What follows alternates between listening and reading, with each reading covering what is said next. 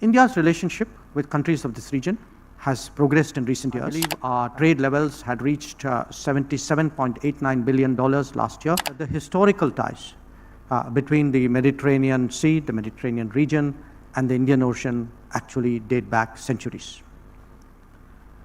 Historically, the ports and maritime routes in the Mediterranean region significantly facilitated trade between the East and the West. Indian merchants and traders have for centuries traveled along the land and maritime routes, trading goods, be it spices or textiles or precious stones, with their counterparts in the Mediterranean and beyond.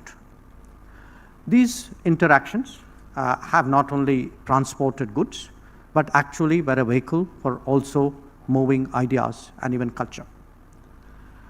The opening of the Suez Canal was in fact a modern reaffirmation of this very pathway, this historical pathway. And today, we aim to reinforce and revitalize these very connections, because what the Mediterranean does is it helps really in helping to link the Atlantic with the Indo-Pacific. The task before us, in many ways you can say, is actually to make history work positively for us in a contemporary era. India's relationship with countries of this region has progressed in recent years, and you can see that especially as the Indian economy itself gathered greater momentum. I believe our trade levels had reached $77.89 billion last year. In fact, I think it was about $89 billion higher the previous year. And we have promoted investments in critical sectors, including infrastructure, energy, and technology. The strategic location of the Mediterranean, which has approximately 600 ports, and actually accounts for it, facilitates, it services 25% of the global seaborne trade. It establishes the Mediterranean as a crucial hub. India, for its part, plays an equally vital role in the Indo-Pacific, because it is India which in many ways extends the Indo-Pacific's reach further westwards. So given the location and the centrality of the Mediterranean and that of India, the levels of activity there, it makes eminent sense to connect the two of them, and that is why all of us are gathered here today. Now, in this context, the announcement of the India, Middle East, Europe Economic Corridor, IMEC, at the G20 summit last year in New Delhi, it has actually opened up many new promising perspectives. IMEC aims to become a cornerstone of global connectivity that would provide a robust framework for boosting trade and other flows across critical regions. By integrating innovative logistics and sustainable practices, it holds the potential to significantly contribute to both growth and resilience. Now, in a world that is volatile, that is uncertain, security and stability also have to be an integral part of our calculation. So it is very natural that strengthening defense and security cooperation with Mediterranean nations should actually parallel the deeper economic links that we have sought to build in recent times.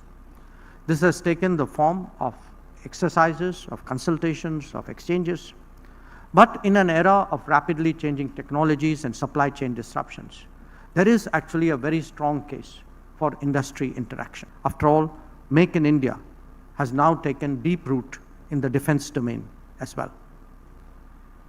Energy cooperation is another very crucial dimension. It's not just the Mediterranean region's abundant oil and natural gas reserves. That is important, we recognize that. But it is actually its vast green hydrogen and green ammonia potential that today present new opportunities for collaboration. And I'm happy to see that Indian business is actually already active in exploring that. Our interests in maritime and blue economies similarly offer greater scope for synergies.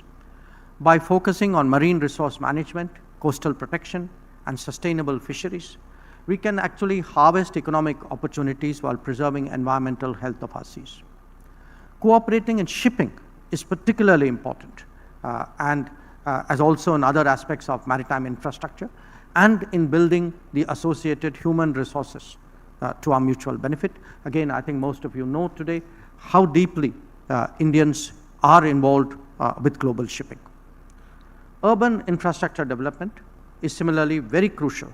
It's crucial for us, it's crucial for the Mediterranean, indeed for the entire world. Now, a country like India, which on average has built 1.5 to 2 new metros every year, which has built 7 new airports annually for the last 10 years, we can be a serious partner for Mediterranean economies. Upgrading transportation systems, enhancing public services, and investing in smart city technologies can actually be a two-way flow between us. Similarly, collaboration in these areas will foster more resilient and efficient urban environments. India has solid experiences and really, I would say, tested capabilities that we today bring to the table. Embracing technological advancements and fostering innovation are essential to address contemporary challenges and drive future growth. Investing in digital infrastructure, and I think DGCII and Mr. Dinesh both referred to it, promoting research and development, supporting tech-driven solutions, all these can enhance regional competitiveness and facilitate economic progress. Whether it is our startup world or our digital deployments, there is again a track record that India has to offer to the Mediterranean as it has to the rest of the world. Today, India is the fifth largest economy, and that could well be the third largest by the end of this decade. Given this momentum, we want to deepen our engagement with the Mediterranean region. Initiatives such as Make in India and Atmanirbhar Bharat are designed to empower potential investors and drive growth in India.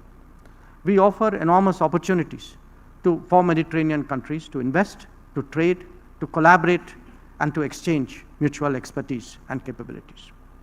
Our growth story means more opportunities for the world. Think about it.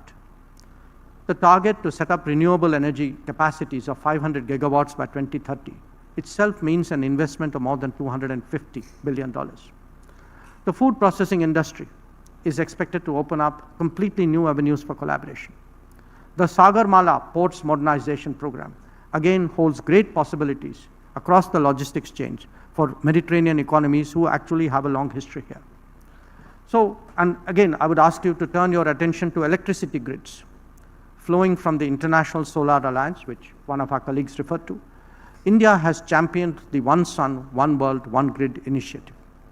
This visionary endeavor seeks to build a trans-regional green grid, enabling the transfer of renewable energy across geographies. While leveraging different time zones, we aim to maximize the use of solar power and reduce our reliance on costly energy storage systems.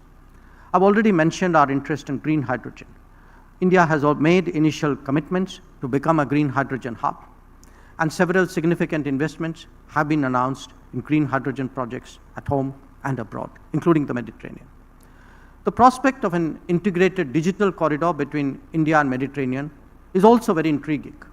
After all, high-speed and secure flow of information, data, and digital transactions will soon become as essential as land routes and waterways. India is well positioned to contribute to developing key digital infrastructure, including undersea cables, data cables, advanced telecommunications networks, and a robust digital payment ecosystem. Now, the ongoing conflict in West Asia, understandably, has generated concerns about some of these contemporary initiatives. Disruptions in crucial shipping routes that have increased shipping costs and even necessitated the rerouting of trade flows.